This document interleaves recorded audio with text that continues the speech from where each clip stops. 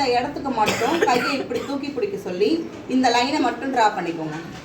ஓகேவா? இப்படிலாம் திருப்பினீங்கன்னா கை வந்து ரொம்ப டேர்ன் ஆகிற மாதிரி இருக்கும். நீங்கள் கையை இப்படி திருப்பி வச்சு இப்படி வச்சு போடுற மாதிரி இருக்கும். அதெல்லாம் தேவையில்லை. இப்படி திருப்பினீங்கன்னா கை ஸ்ட்ரைட்டாக கிடச்சிடும்.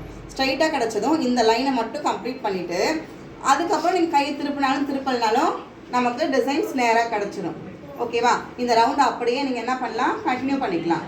இல்லை நான் இங்கே ஒரு டிசைன் கொடுக்க போகிறேன், இங்கே ஒரு டிசைன் கொடுக்க போகிறேன், ஆனால் எனக்கு ஃபுல் ரவுண்டு ஒரே மாதிரியே இருக்கணும். அதாவது ரவுண்டு வரணும், பட் ஃப்ரண்ட்டில் போட்ட டிசைனும் பேக்கில் போட்ட டிசைனும் எனக்கு வேறு அப்படின்னாலும் பிரச்சனை இல்லை. இது வரைக்கும் முடிச்சுட்டு மேக்ஸிமம் இந்த லைன் இருக்கு இல்லையா, இப்படி ஒரு லைன் இப்படி ஒரு லைன்லாம் வரும் இல்லையா, அதை கவர் பண்ணி இங்கே டிசைன்ஸை நீங்கள் மாற்றிக்கலாம்.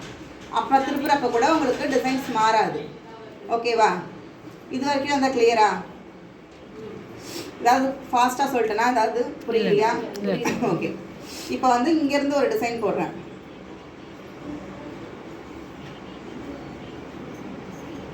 இது வந்து இங்கேருந்து ஒரு டிசைன் வரைக்கும் முடிச்சிருக்கேன். இங்கே வந்து லைன்ஸ் எக்ஸ்ட்ரா போயிருக்கு.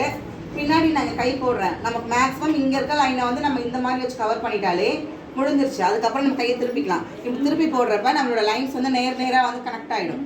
கனெக்ட் ஆகிடுச்சுன்னா ஃபுல் லைன்ஸ் வந்து அப்படியே நம்ம சுத்தமாக எந்த ஒரு டிஸ்டர்பன்ஸுமே இல்லாமல் போட்ட மாதிரியான ஒரு ஃபீல் கிடச்சிடும். ஓகேவா?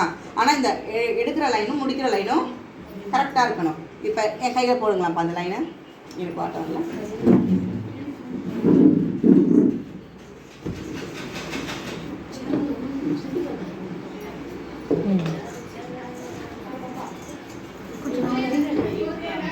இந்த கைட்லைனை கனெக்ட் பண்ணும்போது உங்களுக்கு ஈஸியாக இருக்கா? ஸ்ட்ரைட்டாக போதா லைனு?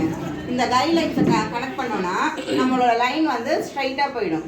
இங்கே மாறிலாம் வராது. அதனால தான் எவ்வளோ முடியுமோ அந்த அளவுக்கு இப்படி இறக்கிக்கோங்க அப்படின்னு சொல்கிறேன். சொல்ல போனால் தெரிஞ்ச வழியில் எப்படி ஈஸியாக போவோமோ தெரியாத வழி தவிச்சு நிற்கிற மாதிரி இது. ஆமாம், அதான் தெரிஞ்ச வழி இருக்குது, நம்ம தெரியாத வழியில் போய் குழப்பிட்டு இல்லாமல் இதோ தெரிஞ்ச வழி இருக்கேன்னு போய் ஜாயின் பண்ணிக்கிறோம். அவ்வளோதான், வேறு எதுவுமே கிடையாது. ஷார்ட்டாக சொல்லணும்னா ஓகேப்பா. இப்போ லைன்ஸை நம்ம எப்படி ட்ரா பண்ண போகிறோம்?